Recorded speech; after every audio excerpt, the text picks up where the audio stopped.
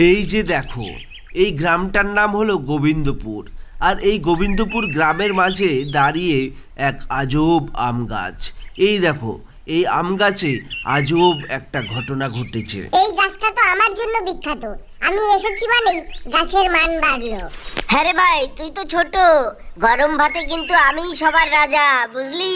বল, সবজি পাতায় কে বেশি হিরো, তুই না আমি?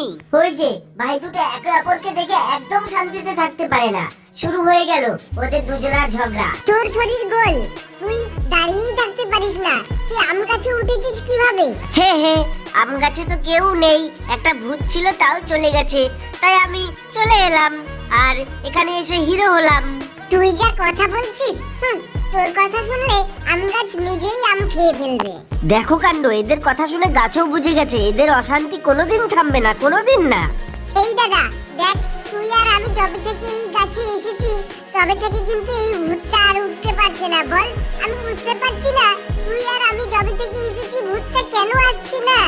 ঠিক বলেছিস রে বেগুন ভাই, ঠিক বলেছিস তুই। ভূতটা একদম খালি নিচ দিয়ে ঘোরাঘুরি করে, কখনো তো গাছের উপরে উঠতেই দেখলাম না ভূতটাকে আমি। এই কুমড়ো দাদা, বলছি কালকে ভোরবেলায় একটা ছেলে দাঁত মাজতে মাজতে এসে তোর গায়ে একটা ঢিল মেরেছিল না, ওই ছেলেটাকে তো আর দেখতেই পেলাম না আমাদের গ্রামে। কি হলো রে ওই ছেলেটার? হ্যাঁ রে ভাই, যবে থেকে তুই আর আমি এই গাছটায় উঠেছি আর এই গাছের ভূতটা এই গাছ থেকে নেমে গেছে, তবে থেকে এই গ্রামটার কিরকম যেন একটা পরিবর্তন হয়ে গেছে। বল না, ঠিক বলেছি কিনা? হ্যাঁ কুমড়ো দাদা, তুই একদম ঠিক কথা বলেছিস। এই গ্রামের লোকজন এখন দেখাই যায় না, আগে কত লোক দেখতাম। আর কি বলতো দাদা, আমরা এই আম গাছে আছি বলে কত শান্তিতে আছি, তুই বল। নাহলে আমরা যদি নিচে মাটিতে থাকতাম তাহলে আমাদের কত কষ্ট হতো। ওই ছোট ছোট গাছে গ্রামের বাচ্চা বাচ্চা ছেলেগুলো আমাদের ছিঁড়ে ছিঁড়ে নিয়ে চলে যায় ব্যাং, আর রোজ সকালবেলা আমাদেরকে কেটে কেটে খায়, তখন আমাদের কি কষ্ট হয় বল। আর এখন আমরা কত উঁচুতে আছি, আমাদের কতই ভালো লাগছে, আমাদের কেউ ছুতে পারছে না। কিন্তু ওই ছোট্ট ছেলেটা কালকে তোকে ঢিল মেরে কোথায় পালালো, তারপরে তো একবারও দেখলাম না। আমার মনে হচ্ছে কি বেগুন ভাই, যেই ভূতটা এই গাছটায় থাকতো না ওই ভূতটাই কিছু করেছে, বুঝলি তো?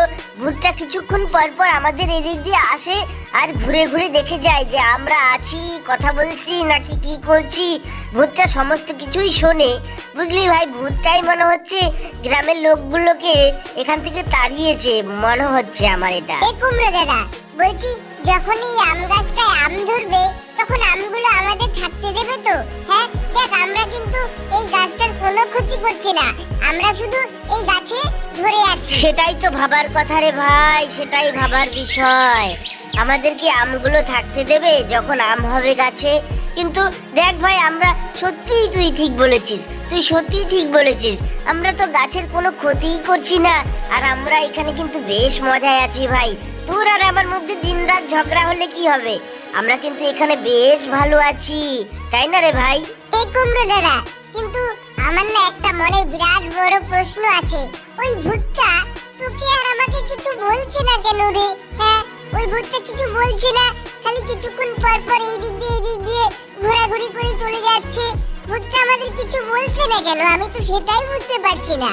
আসলে এর একটাই কারণ, তুই আর আমি মানুষ না, ছাগল না, কোনো পশু না, বুঝলি ভাই? তুই হলি বেগুন আর আমি হলাম কুমড়ো। আমাদের গায়ে তো কোনো রক্ত নেই, রক্ত থাকলে, মাংস থাকলে এগুলোই ভূতেরা ধরে, বুঝলি ভাই?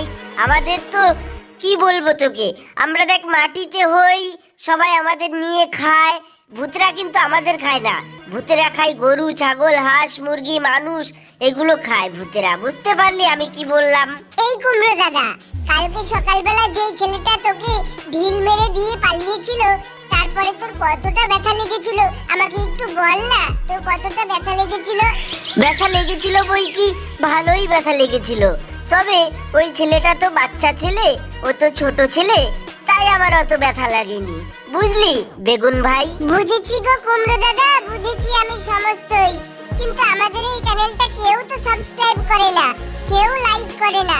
তুমি একটু সবাইকে বলে দাও না আমাদের চ্যানেলটা যেন সাবস্ক্রাইব করে দেয়, আর আমাদের এই ভিডিওটাতে একটা লাইক করে দেয়, আর কমেন্টে লেখে যেন ভিডিওটা কিরকম হলো। টাটা বন্ধুরা, আজকের মতো।